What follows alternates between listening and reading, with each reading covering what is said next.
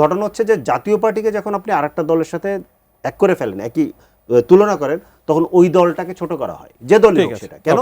জাতীয় পার্টি প্রকাশ্যভাবে পুরো ফ্যাসিবাদী সময়ে ফ্যাসিবাদীর যত অপরাধ আছে প্রত্যেকটা অপরাধের দোষর হচ্ছে জাতীয় পার্টি।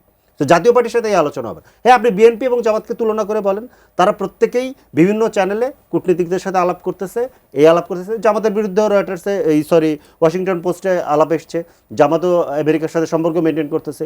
এই সম্পর্ক কি তারা শান্তি কি বলে যে গাজাতে শান্তি বাহিনীতে পাঠানোর কোনো আলাপ করেছে কিনা, এটা জামাত এসে পরিষ্কার বলা উচিত।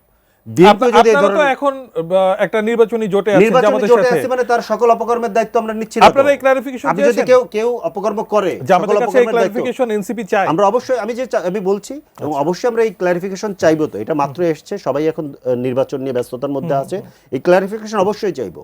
যদি জোটে থেকে কেউ বাংলাদেশ বিরোধী, এই আধিপত্যবাদ মানে তো শুধু দিল্লির আধিপত্যবাদ না, যে কোনো সাম্রাজ্যবাদী তৎপরতা যারা করে, আমেরিকা কি করছে সারা পৃথিবীতে এটা সবাই জানে, এদের সাথে কোনো ধরনের আতাত করে কেউ যদি কিছু করতে চায়, সেটা যেই হোক, তার বিরুদ্ধে, আমার দল ইভেন যদি করে, আমি ব্যক্তি হিসেবে তার বিরুদ্ধে দাঁড়াবো।